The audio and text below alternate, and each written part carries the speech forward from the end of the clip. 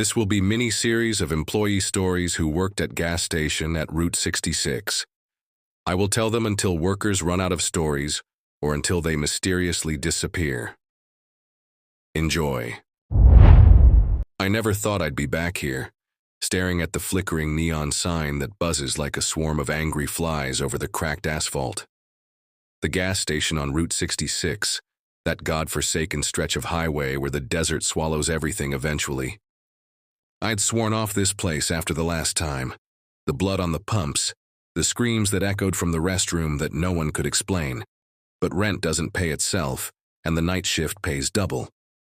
Or at least that's what I told myself as I unlocked the door tonight, the key scraping like nails on bone. The air inside smelled of stale coffee and something metallic, like old pennies. I flipped on the lights, and they hummed to life, casting long shadows across the shelves of dusty candy bars and motor oil. Outside, the wind howled through the canyons, carrying whispers that sounded too much like voices. I shook it off. Just the wind. But deep down, I knew better. Our customers aren't normal, they never have been. It started slow, like always. The first hour ticked by with nothing but the hum of the cooler and the occasional truck rumbling past without stopping. I busied myself restocking the cigarettes, trying not to think about the stories I'd shared before. The hitchhiker with the backwards feet, or the family that pulled up in a rusted van, their eyes reflecting light like animals in the dark. Those nights had left scars, literal ones on my arm where something had grabbed me from under the counter. The skin there still itches, puckered and red, like it's alive under the surface. I glanced at the clock, digital, no hands to watch spin endlessly like in those old tales. Midnight was approaching, and with it, the weird ones. The bell above the door jingled, sharp and intrusive. I looked up, heart already picking up speed. A man shuffled in, his boots dragging across the linoleum, leaving streaks of what looked like mud but smelled like rot. He was tall, too tall for the low ceiling, his head nearly brushing the fluorescent bulbs. His coat hung off him in tatters, stained with dark patches that could have been oil or blood. He didn't look at me, just wandered the aisles, fingers trailing over the chips and sodas, leaving smudges that glistened wetly. I cleared my throat. "Can I help you find something?" My voice came out steadier than I felt. He turned then, slowly, like his neck was rusted. His face, God, his face, it was wrong. The skin sagged in places like it was melting off the bone, and his eyes were sunk deep black pits that sucked in the light. A smile cracked across his lips, revealing teeth filed to points, yellowed and crusted with something brown. "Just browsing," he rasped, voice like gravel grinding under tires. He picked up a pack of gum, turned it over in his hands, then popped a piece into his mouth without paying. Chewed it with wet, smacking sounds that echoed too loud in the quiet store. I gripped the counter, nails digging into the wood. Remember the rules I'd learned from those previous shifts. Don't stare too long. Don't ask questions. Ring them up and get them out. But this one lingered, moving closer to the register. His breath hit the air in visible puffs, even though the store was warm, reeking of decay, like meat left out in the sun. "You got any fresh stuff?" he asked, leaning in. Up close, I could see the veins pulsing under his skin, thick and black like worms burrowing. "Fresh?" I echoed, stomach twisting. He nodded, that grin widening until I heard the skin tear at the corners of his mouth, a soft rip like paper. Blood welled up, trickling down his chin, but he didn't seem to notice. "Meat, warm, still kicking." I swallowed hard, forcing a laugh that sounded hollow. "We got jerky over there," I pointed, hoping he'd move away. He did, but not before his hand brushed mine as he slid a crumpled bill across the counter for the gum. His skin was cold, clammy, like a corpse pulled from a river. And under his nails, bits of something pink and fibrous like shredded muscle. He left eventually, after gnawing on a strip of jerky right there in the aisle, juices dripping onto the floor in sticky pools. The door jingled shut behind him, and I locked it quick, even though policy says not to. My hands shook as I mopped up the mess, the rag coming away smeared with red that wasn't from the jerky. Outside, his silhouette faded into the night, merging with the shadows of the cacti lining the road. but I knew he wasn't gone. They never really leave.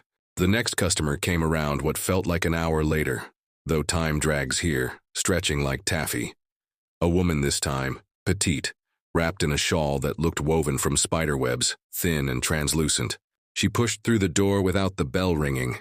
How the hell did that happen? And glided to the cooler. Her feet didn't make a sound, like she was floating an inch above the ground. I watched her from behind the counter, pretending to count change.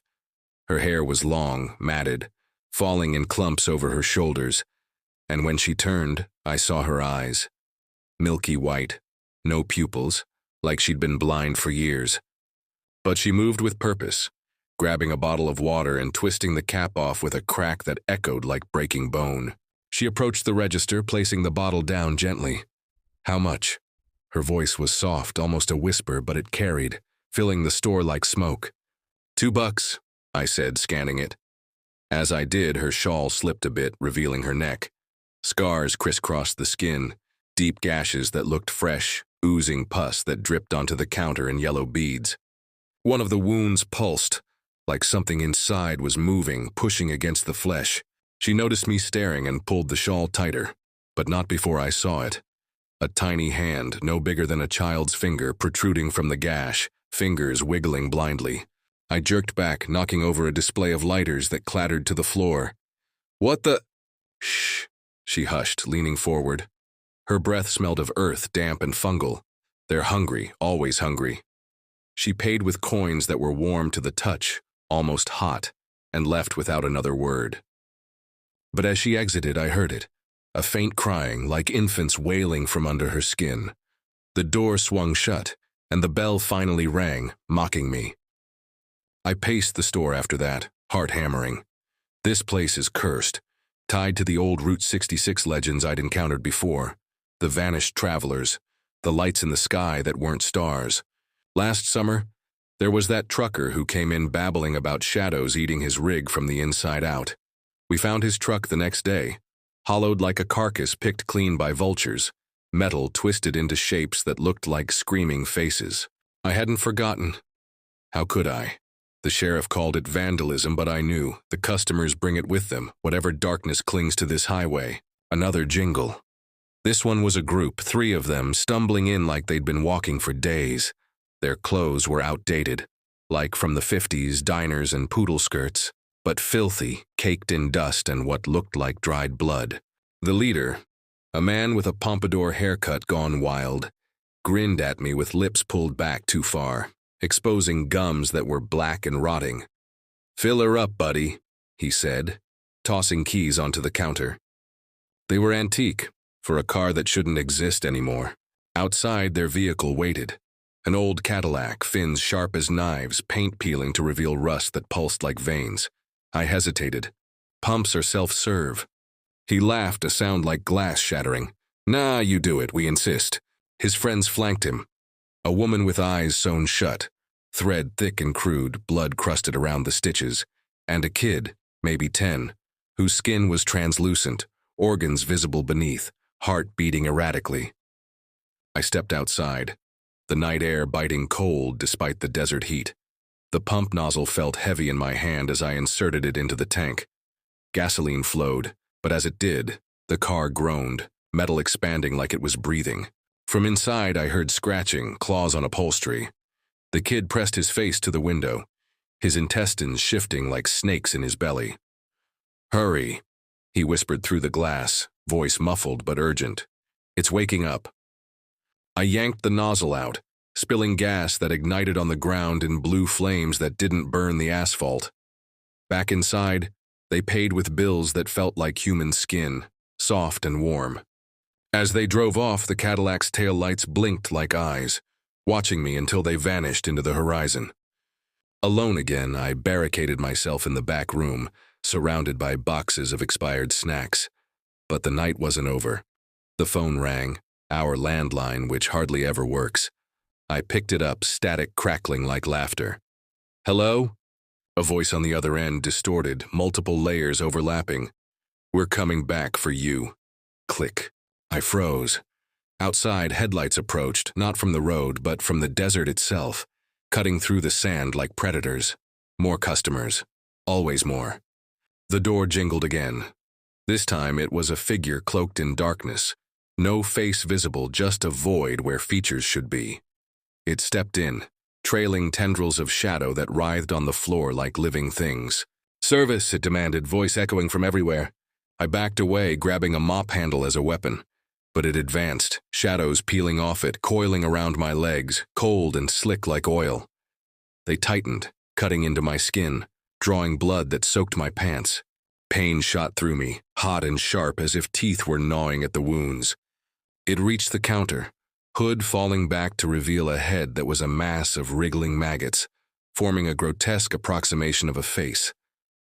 Eyes made of clustered larvae stared at me. "Pay the toll," it hissed, maggots spilling from its mouth onto the counter, burrowing into the wood. I swung the mop, connecting with a squelch. Maggots exploded outward, splattering the walls, wriggling blindly. But it laughed, a wet gurgle, and the shadows pulled me closer. Its hand, skeletal, flesh hanging in strips, grabbed my throat, nails digging in, piercing skin. Blood trickled down my chest, warm and sticky as it squeezed.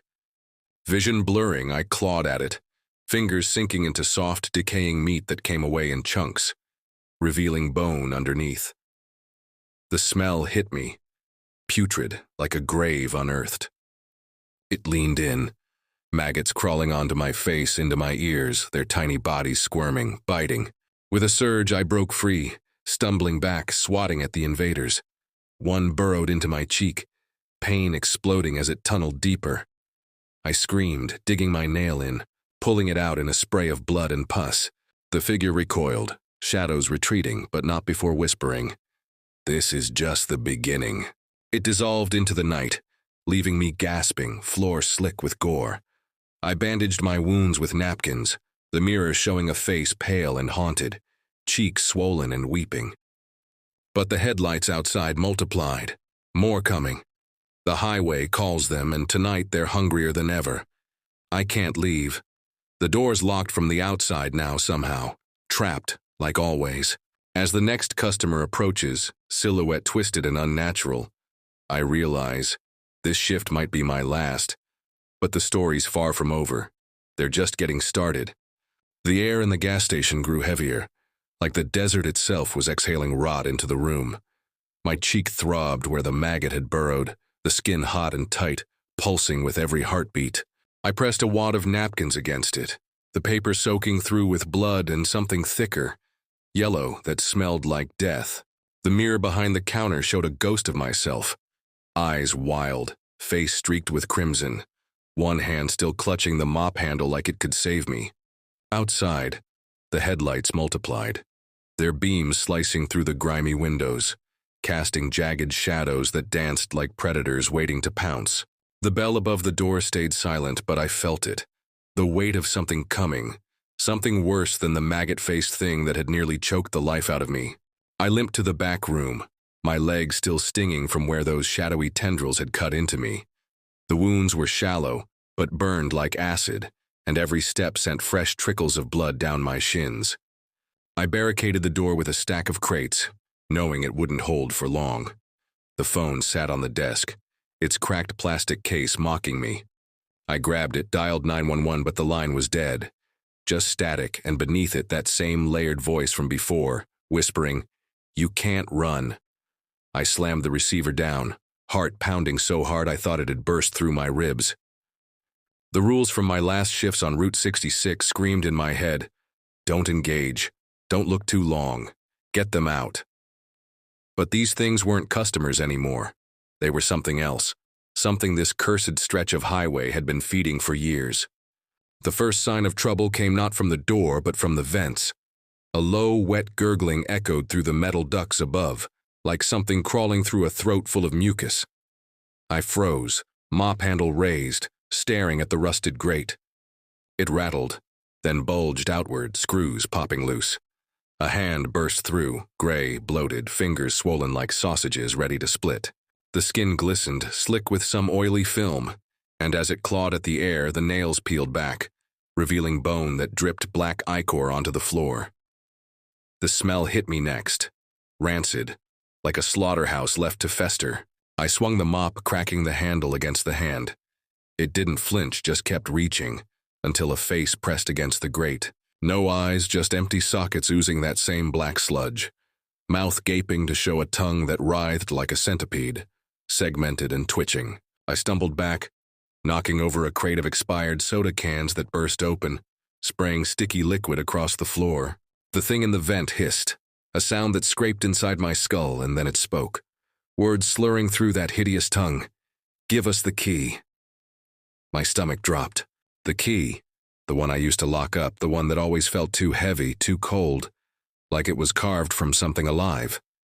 It was in my pocket, pressing against my thigh like a tumor. I didn't know what it unlocked, not really, but I'd heard the stories from other night shift workers, the ones who didn't come back. Something about a door under the station, one that didn't lead anywhere good. I bolted for the front, hoping to reach the counter where the panic button was hidden.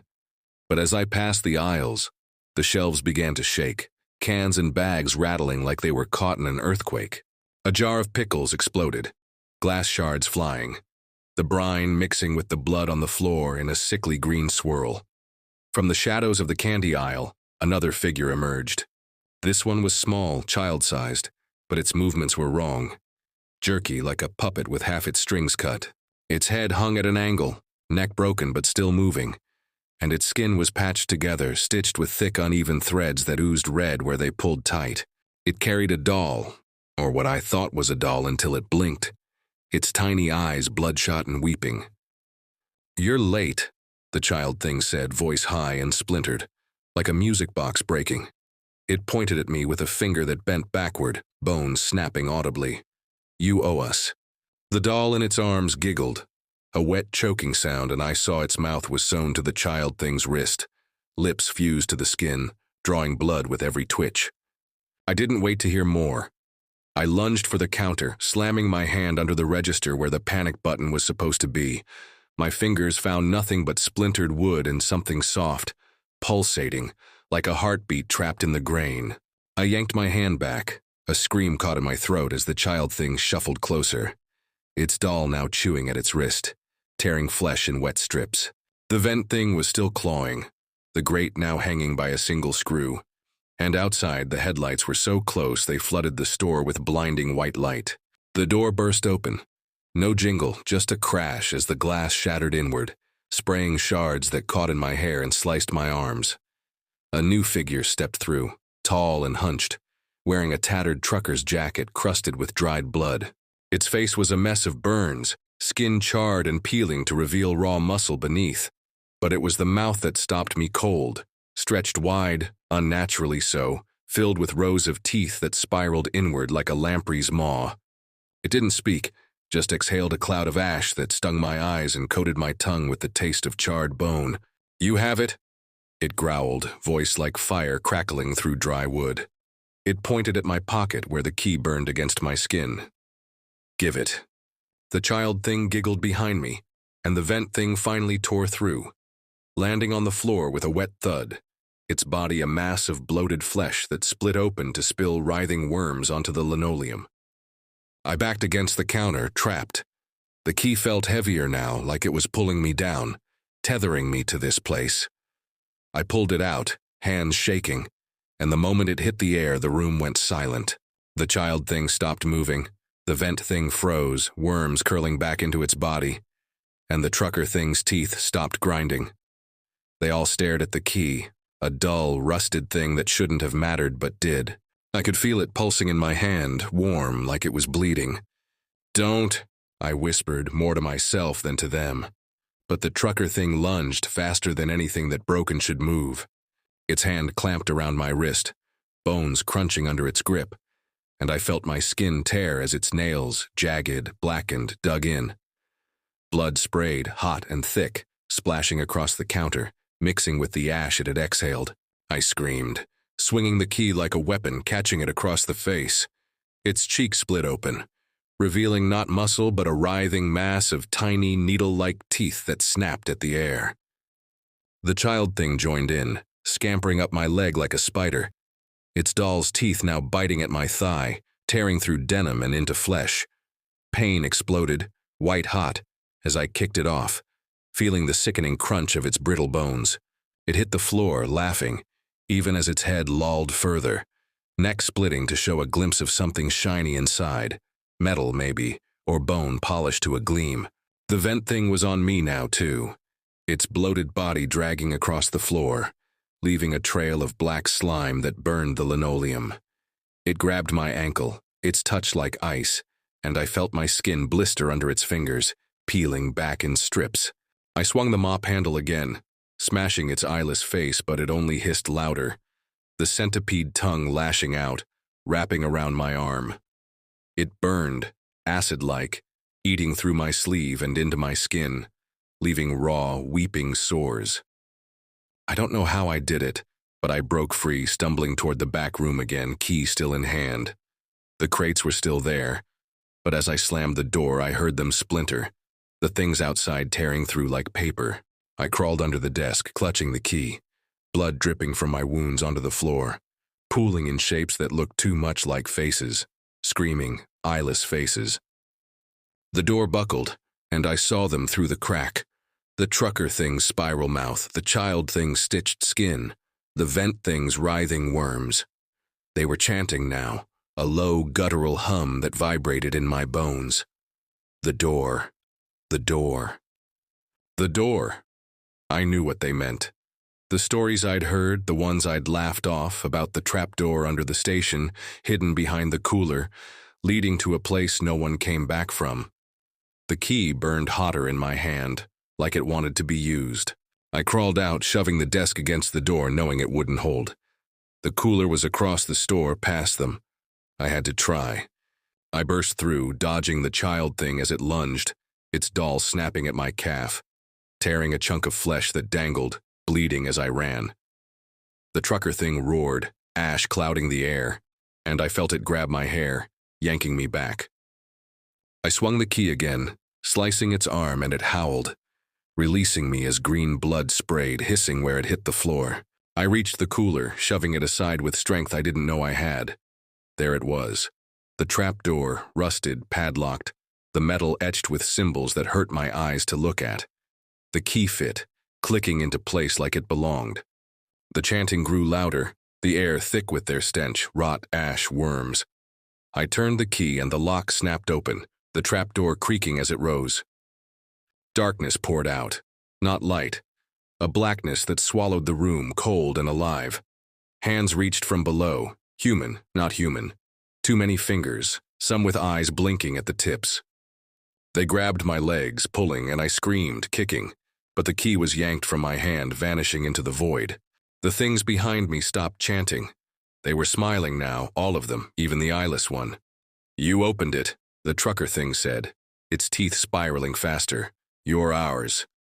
The hands tightened, dragging me toward the dark. I clawed at the floor, nails splintering, blood mixing with the slime and ash. The last thing I saw was the child thing waving its doll, its tiny mouth whispering, "Welcome home." I fell. The trapdoor slammed shut above me, and the darkness swallowed me whole. The darkness wasn't just absence of light, it was alive, pressing against me like 1,000 hands, cold and slick, squeezing my ribs until I could barely breathe. I fell through it, or maybe it pulled me, tumbling into a void that smelled of damp earth and copper, the kind of stench that clings to the back of your throat. My wounds burned, cheek, thigh, arm, ankle, each pulse of pain a reminder of the things I'd left behind in the gas station, or thought I had. The key was gone, ripped from my hand as I fell through the trapdoor, and with it any hope of understanding what I'd unlocked. The air grew thicker, humid, like I was sinking into a swamp, and then, impact. My body hit something solid, wet, the squelch of it echoing in the black. I lay there, gasping, my hands sinking into a surface that felt like mud but moved, rippling under my palms like skin. I tried to stand, but my legs buckled, the wounds on my ankle and thigh screaming as something in the darkness brushed against them. Soft, like fingers, but too many, too long. My eyes strained, catching faint glimmers, not light but reflections, like the sheen of eyes watching from every direction. The air pulsed with sound now, a low hum that wasn't a hum but a chorus of whispers, overlapping, unintelligible. yet somehow I knew they were talking about me. "The key," they hissed, the words slithering into my ears like worms. "You brought it. You opened it." I crawled, hands sinking deeper into the muck, which was warm now, sticky, and smelled of blood. My fingers brushed something hard, bone, maybe, or teeth, jagged and sharp, embedded in the ground. I yanked my hand back, feeling skin tear, fresh blood dripping down my wrist. The whispers grew louder, more insistent, and then a shape loomed in the dark, a figure, or the suggestion of one, its outline flickering like a bad signal. It was tall, too tall, its head brushing a ceiling I couldn't see, limbs bent at angles that made my stomach lurch. Its face, if it had one, was a blur of writhing shapes, like maggots forming a mask, just like the thing from the gas station. But this wasn't the same. This was older, hungrier. "You shouldn't be here," it said, voice a guttural rasp that vibrated in my bones. It stepped closer and the ground beneath me shifted, tilting, like it was alive and responding to its weight. I scrambled back, my back hitting something solid, a wall slick with slime that burned my skin through my shirt. The figure crouched, its limbs folding unnaturally, and I saw its hands, claws really, each tipped with a barb that dripped a viscous, glowing fluid. One drop hit the ground, and the muck sizzled, releasing a stench like burning hair. I tried to speak, to beg, but my throat was raw, choked with fear and the taste of blood. The figure's head tilted, and I heard a wet crack, like its neck was breaking itself to get a better look. "The key," it said again, and its claws reached for me, grazing my chest. The barbs caught my shirt, tearing it open, and I felt them nick my skin, shallow but enough to draw blood that mixed with the slime on the wall. Pain flared, but worse was the sensation of something moving under my skin where the barbs touched, like tiny threads burrowing, spreading. I kicked out, my foot connecting with its leg, which felt like hitting a sack of wet meat. It didn't flinch, just laughed, a sound like bones grinding together, and grabbed my ankle, yanking me flat onto the muck. My face sank into it, and I tasted it now, metallic and sour, like blood mixed with bile. I thrashed, clawing at the ground, pulling up handfuls of that living mud which writhed in my grip, slipping through my fingers like it was trying to crawl up my arms. The figure loomed over me, its claws hovering above my face, and I saw its chest split open, revealing a cavity filled with eyes, human, animal, some with pupils like slits, all staring, blinking in unison. I screamed, the sound muffled by the muck, and rolled, barely escaping as its claws slammed into the ground where my head had been. The impact sent a spray of that glowing fluid, one drop landing on my arm. It burned through my skin, down to muscle, exposing raw, pink flesh that pulsed in the dim light. I gagged, crawling away, but the whispers were everywhere now, a cacophony that drowned out my thoughts. "Open it. Open it. Open it." I didn't know what they meant.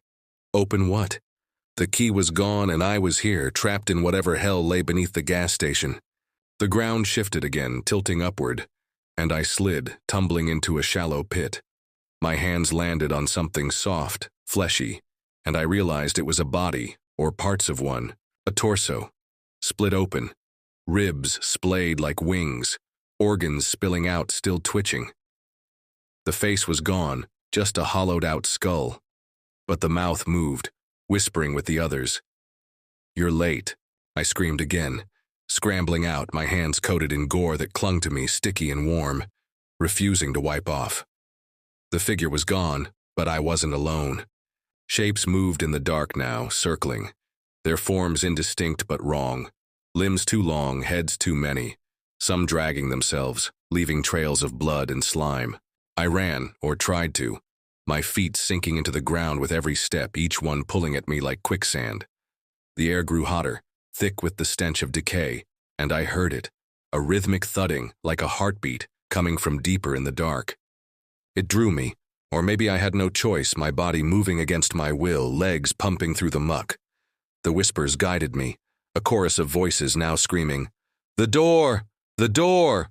I didn't want to find it, but I couldn't stop, my hands reaching out, feeling for something solid in the black. My fingers brushed metal, cold, rusted, etched with the same symbols I'd seen on the trapdoor. Another door, bigger, heavier, pulsing with that same heartbeat. The key wasn't in my hand, but I felt it, like it was part of me now, burning inside my chest. I pressed my palm against the door, and it shuddered, the metal groaning like a living thing.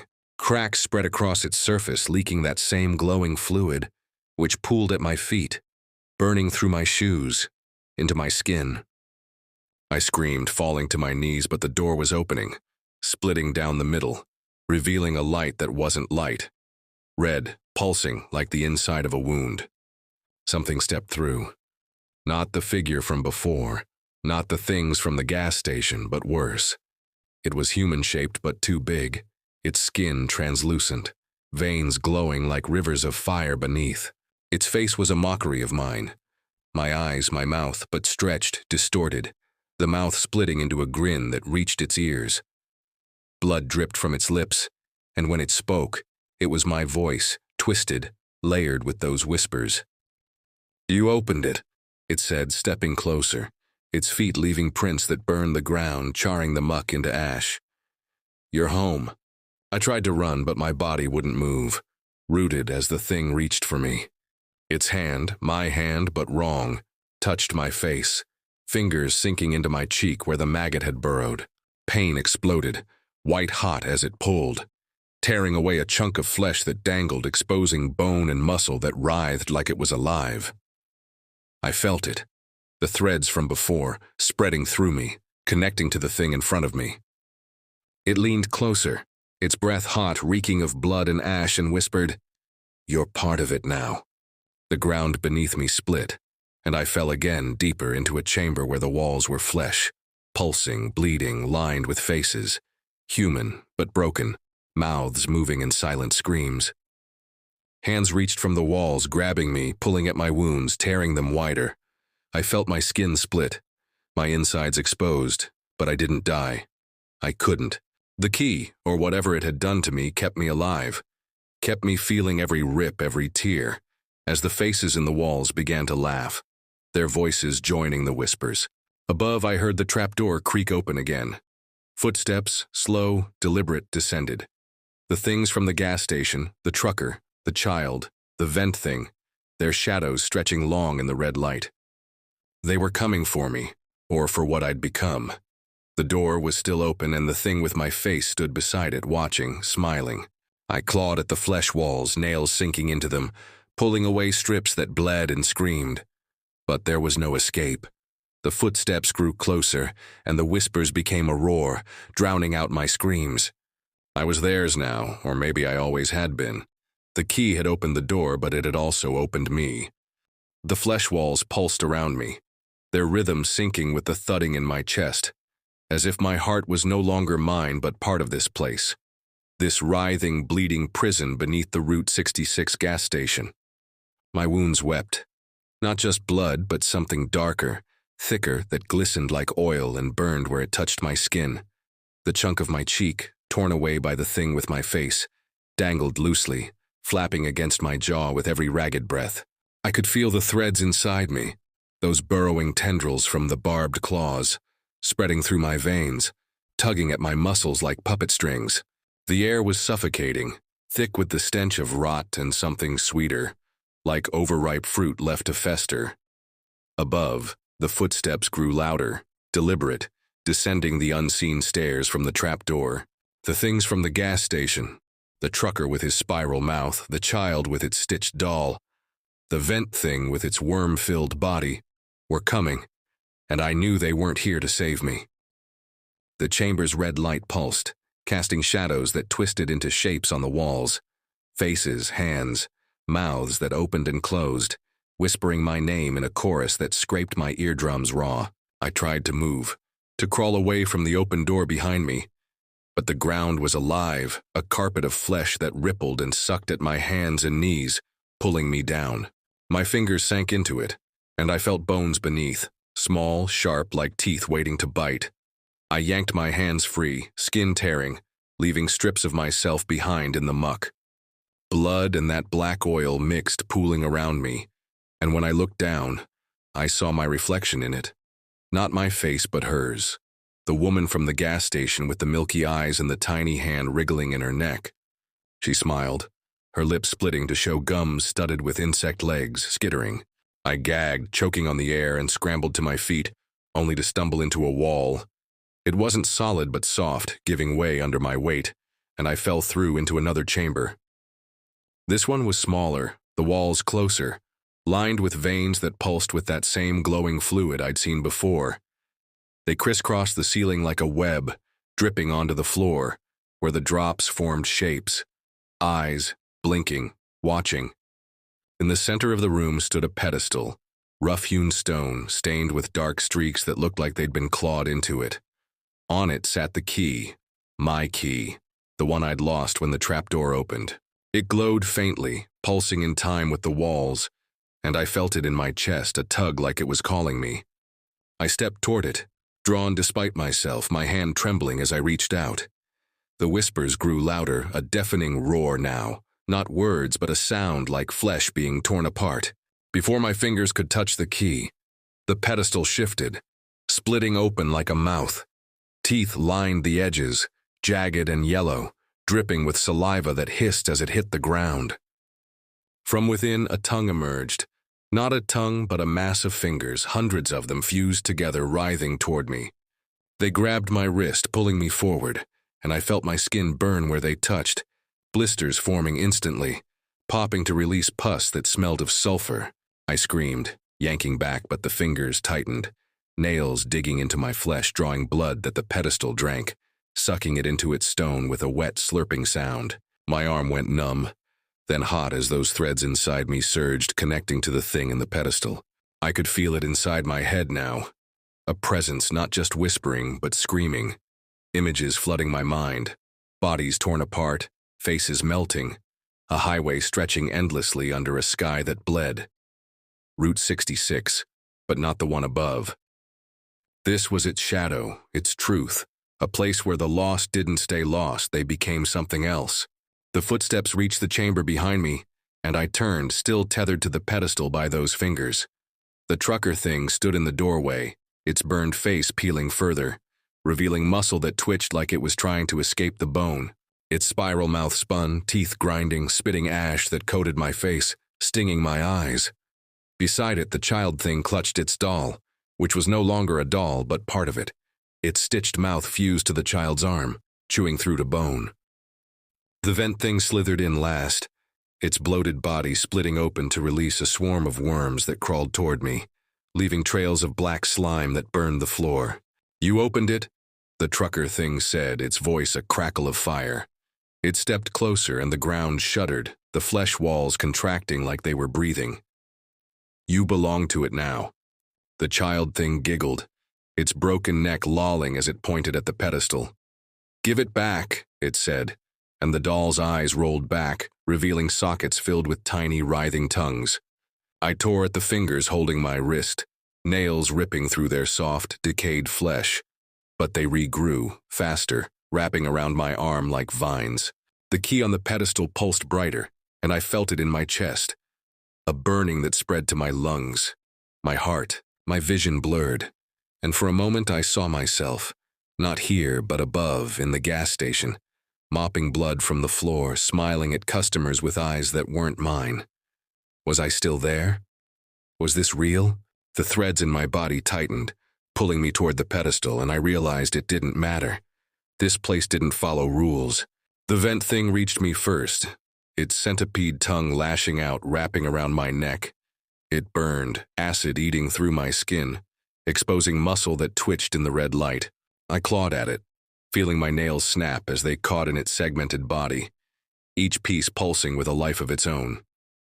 The trucker thing grabbed my other arm, its claws sinking deep, tearing through tendon.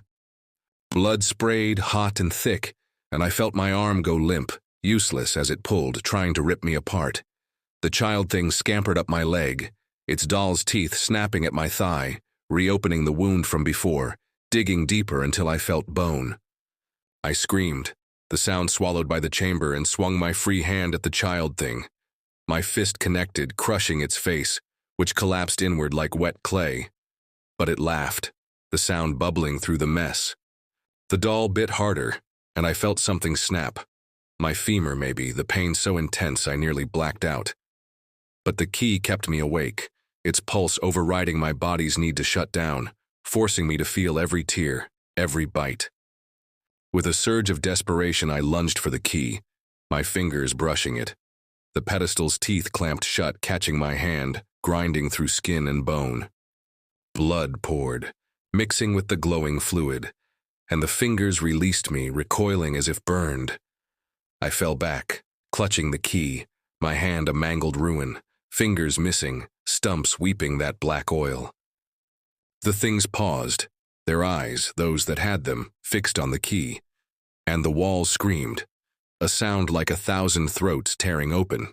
I ran, or staggered, my broken leg dragging, each step sending shards of pain through me. The chamber stretched, the flesh walls elongating, veins bursting to spray glowing fluid that burned my skin where it landed. The things followed, slower now, as if the key had changed something. The trucker thing's mouth stopped spinning, its face collapsing into a hollow pit. The child thing's stitches unraveled, its body splitting to reveal a mass of writhing organs that spilled onto the floor. The vent thing's worms turned on it, burrowing into its own flesh, tearing it apart from the inside. I didn't stop to watch. The door was ahead, still open, the red light pulsing stronger, pulling me. I stumbled through, clutching the key, and found myself in another chamber, this one vast, the ceiling lost in darkness. The floor was a sea of bodies fused together, their limbs tangled, mouths open in silent screams. Some were fresh, skin intact, others rotted, bones exposed, all moving, reaching for me. I stepped on them, feeling flesh give way, bones cracking under my weight, their hands grabbing at my ankles, tearing fresh wounds. In the center of the chamber stood another figure, not like the others. It was me again, but whole, untouched, standing calm amidst the chaos. Its eyes glowed, not with light, but with the same darkness that filled this place. "You can't leave," it said, my voice but cold, final. It held out its hand and I saw the key in its palm, identical to the one I held. "Give it back, and it ends." I looked at the key in my mangled hand, felt its pulse in my chest, my wounds, my soul. The things were closer now, their forms dissolving into a mass of flesh and teeth, crawling across the bodies toward me. The whispers were deafening, the walls bleeding, the air choking me with their stench. I tightened my grip on the key, blood and oil dripping between my fingers. "No," I said, and threw it into the sea of bodies. It sank, swallowed, and the chamber erupted, the floor rising, the walls collapsing inward, the figure screaming as it dissolved into ash. I ran, the bodies grabbing, tearing, but the door was there, still open. I dove through, not caring what was on the other side, as the world behind me collapsed into darkness. The darkness didn't release me so much as spit me out, hurling me through the door into a space that felt both vast and claustrophobic, like being trapped inside a lung. The air was thick, humid, reeking of iron and decay, and every breath burned my throat raw from screaming. My body was a map of pain. My hand, mangled from the pedestal's teeth, oozed blood and that black oil, the stumps of my missing fingers twitching like they were still trying to grasp something. My thigh was a shredded mess, bone exposed where the child thing's doll had bitten through, and my cheek throbbed, the wound pulsing with something alive beneath the skin. The key was gone, thrown into the sea of bodies, but I could still feel it, a burning weight in my chest like it had fused with me, become part of my blood. The chamber I'd landed in was different. Less flesh, more stone, but the walls were carved with the same symbols from the trapdoor, glowing faintly with that sickly red light. They pulsed, not in rhythm with my heart, but against it, like they were trying to drown it out. The floor was slick, not with muck, but with blood, fresh and warm, pooling in shallow grooves that formed patterns, spirals, eyes, mouths that seemed to whisper as I stumbled over them. My broken leg dragged, each step grinding bone against bone, sending white-hot pain shooting through me. I bit my lip to keep from screaming, tasting blood and that sweet, rotten aftertaste that clung to everything here. Behind me, the door I'd come through was gone, sealed shut, or maybe it had never been there. The things from the gas station, the trucker, the child, the vent thing, weren't following anymore. or at least I couldn't hear them. But I wasn't alone. The whispers were still here, softer now, burrowing into my skull like termites gnawing at my thoughts. "You can't leave," they said over and over, each syllable a needle in my brain. I clutched my head, fingers sinking into the wound on my cheek, feeling something move under the skin. A wriggling like the maggot from before, but bigger, hungrier. I staggered forward, the stone walls closing in, the symbols glowing brighter, their shapes twisting into faces. Some human, some not, all screaming silently. One looked like the woman with the milky eyes, her neck gash now a gaping maw filled with tiny clawed hands reaching out. Another was the trucker, his spiral mouth spinning, spitting ash that floated in the air, stinging my eyes. I blinked, and they were gone. But the air grew heavier, pressing down like a physical weight. My chest tightened, the key's pulse inside me growing stronger, faster, like it was trying to break free. Ahead, the chamber opened into a wider space, the floor sloping downward into a pool of liquid that wasn't water. Too dark, too thick, rippling with shapes beneath the surface. I stopped at the edge, my reflection staring back, but it wasn't me. My face, yes, but the eyes were wrong. Black, bottomless like the pits I'd seen on the first customer tonight. My reflection grinned, lips splitting to reveal teeth that weren't mine, sharp and too many, dripping with that black oil. I stumbled back, but the ground shifted, tilting me toward the pool. My foot slipped and I fell, hands plunging into the liquid. It was warm, alive, and it grabbed me, tendrils wrapping around my wrists, pulling me down. I thrashed, kicking with my good leg, but the tendrils were stronger, coiling up my arms, burning where they touched. My skin blistered, peeling back in strips, exposing muscle that twitched and bled. I screamed, the sound swallowed by the pool, and saw shapes rising from it, bodies or pieces of them stitched together like the child thing's doll. Arms without torsos, heads without necks, all moving, reaching, their mouths opening to reveal tongues that were fingers, grasping blindly. One grabbed my face, its nails sinking into my cheek, tearing the wound wider. I felt the thing inside move, bursting through the skin, a writhing mass of flesh and teeth that snapped at the air before falling into the pool, splashing that black liquid across my face. It burned, eating into my lips, my tongue, until I tasted nothing but rot. I yanked one arm free, losing skin, the raw flesh underneath pulsing in the red light. With a desperate heave, I pulled myself out, collapsing on the stone, gasping, my body trembling from pain and cold. The pool churned behind me, the shapes screaming now, a high-pitched wail that made my ears bleed, warm trickles running down my neck. I crawled, dragging my broken leg, the bone grinding audibly, until I reached a wall. It was different. Metal, not stone, cold and smooth, with a seam running vertically like a door. No handle, no lock, but the symbols were there, carved deep, glowing brighter as I touched them. My hand left bloody smears and the metal pulsed, warm like it was breathing. The whispers stopped, replaced by a single voice. Mine, but not mine, the same one from the figure that wore my face. "You can't leave," it said, coming from everywhere inside me. "You're part of it." I felt the threads again, those burrowing tendrils spreading through my chest, my lungs, wrapping around my heart. They squeezed, and I gasped, vision blurring as my body convulsed. My mangled hand spasmed, the stumps twitching, and I saw them grow. Not fingers, but something else, thin and segmented, like insect legs, curling outward. I screamed, slamming my hand against the metal, and the seam split, the door creaking open. Light poured through, not the red glow, but something harsher, white, blinding. I stumbled forward, falling through into a space that wasn't a chamber but a tunnel, lined with pipes that pulsed like veins, leaking that glowing fluid.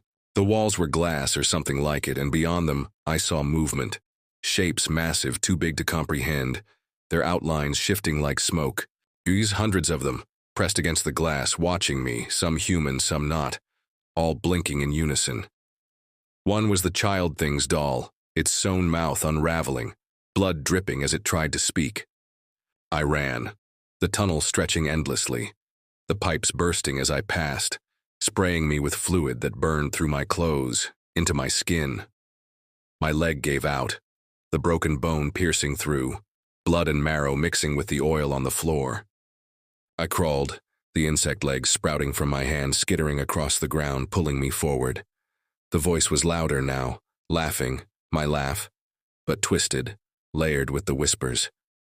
"You opened it," it said. "You let us in." The tunnel ended at another door, this one wood, warped and splintered, stained with handprints.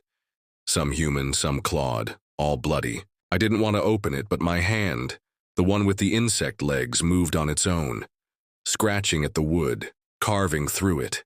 Splinters embedded in my skin, and the legs grew longer, sharper, slicing deeper until the door gave way, collapsing into a pile of rot that crawled with maggots. Beyond was the gas station, or what looked like it. The counter, the shelves, the flickering neon sign outside. But wrong. The walls were flesh, pulsing, bleeding. The shelves stocked with jars filled with eyes, fingers, tongues, all moving, pressing against the glass. The counter was covered in ash, the register replaced by a heart still beating, veins connecting it to the floor. I stepped inside and the door vanished behind me, the air growing thick with the smell of blood and gasoline. A figure stood behind the counter, wearing my uniform, my name tag, but its face was a mass of worms, writhing to form my features. It smiled and the worms parted, revealing a mouth filled with my teeth, blood dripping from the gums. "Welcome back," it said, my voice but wet like it was drowning. It held up the key, the one I'd thrown away, now fused to its hand, the metal embedded in its flesh, glowing red. I backed away, but the floor moved, rippling like the pool, hands reaching up to grab my ankles, pulling me down. My insect legs fought, stabbing at them, but they kept coming, tearing at my wounds, widening them. The figure stepped closer, its worm face shifting, becoming the trucker, then the child, then the woman with the milky eyes, each one smiling, each one holding the key. "You can't leave," they said in unison, their voices blending with the whispers, the heart on the counter beating louder, faster. I felt it in my chest, my own heart sinking with it, the threads tightening, pulling me toward the figure. My insect legs skittered, betraying me, dragging me closer. And I saw the key glow brighter, the symbols on it burning into my eyes. The floor split, and I fell again into darkness, the figure's laughter following me. The key was in me, part of me, and as I fell, I knew. I wasn't escaping. Not this time. The fall didn't end with a crash, but a slow sinking, like I was drowning in tar. The darkness clung to me, viscous and warm, seeping into my wounds, filling the gaps where my flesh had been torn away. My cheek, my thigh, my mangled hand, each throbbed with a life of their own, the threads inside me pulsing, knitting me to this place. The key, or whatever it had become, burned in my chest, no longer a physical thing, but a weight, a presence, tying me to the Route 66 gas station and its endless horrors. The air was thick, choking, laced with the stench of blood and gasoline, and beneath it something older, primal, like the earth itself rotting. The whispers were gone, replaced by a silence so heavy it pressed my skull, threatening to crack it open. I wasn't alone, though. I could feel them, watching, waiting, their eyes like needles in the dark. My body hit something soft, yielding, and I realized it was the floor of the gas station, or its shadow, the twisted version I'd stumbled into before. The walls pulsed, flesh instead of plaster, veins crawling across them like roots, leaking that glowing acidic fluid that burned my skin where it dripped. The shelves loomed, their jars of eyes and fingers now shattered, their contents spilling across the floor, writhing, crawling toward me. A tongue, long and segmented like a centipede, slithered over my boot, its tip probing the wound on my ankle, burrowing in. Pain exploded, white hot, and I kicked it away, feeling my flesh tear further, blood and black oil mixing in a slick pool beneath me. I tried to stand, but my broken leg buckled, the bone grinding, splintered ends piercing through muscle. My hand, the one with the insect legs sprouting from the stumps, skittered across the floor, moving on its own, dragging me toward the counter.